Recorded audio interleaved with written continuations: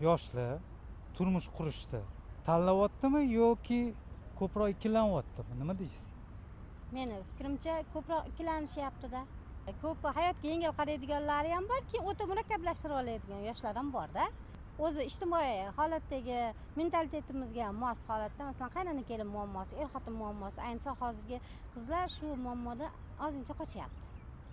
Va natijada ikkilanish va tanlash paydo bo'lyapti.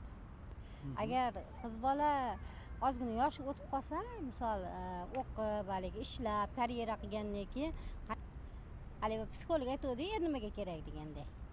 Hozir o'shanaqa gaplar ham bo'lyapti-da, hamma narsam yetarli, hamma narsa o'zim qila olaman deb oila nisbatan kechikyapti qizlarda. Aytmoqchisizki, onalar o'zini farzandiga gapini o'tkaza olmayapti. O'zi mustaqil bo'lgandan keyin kech bo'lib qolyapti. Shunaqa, ha.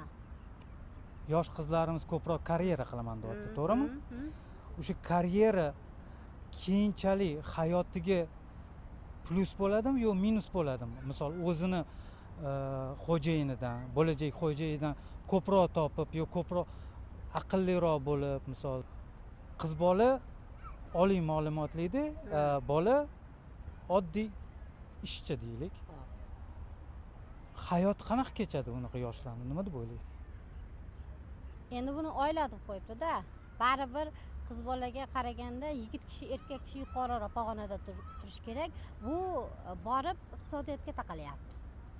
Ayol kishidan ko'ra erkak kishi ko'proq pul topish kerak. Ana o'shanda o'rni bo'ladi. Hozirgi hayot nuqtai nazaridan aytganda-da.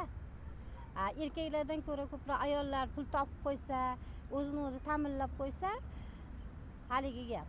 Endi nima kerak? Shu. Agar ayol kishi uyda ko'proq pul topsa, erkak kishining gapi o'tmaydi nima? Yo'q. Buni hamma biladi ham. To'g'risi ham shu. Chunki baribir yuqori pog'onada turmagandan keyin erkak kishi ayol kishiga gap o'tkaza olmaydi ham. Hayotda o'zi baland pasti bo'ladi. Erkak kishi bir topgani bo'ladi, topmagani bo'ladi, misol.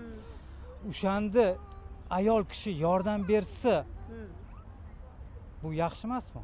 Yaxshi, nimaga yordam?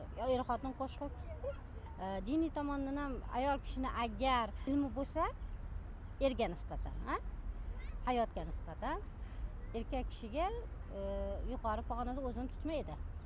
Qachonki soliha ayol bo'lsa, diniy tomondan mumkin emas bu.